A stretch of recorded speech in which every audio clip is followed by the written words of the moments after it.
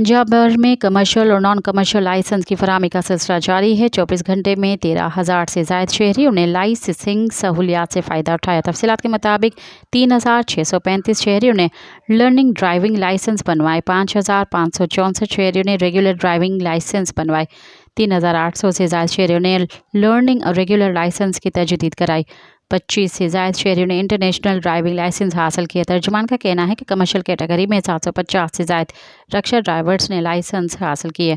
4,500 से ज़ायद शहरियों ने मोटरसाइकिल के लाइसेंस हासिल किए।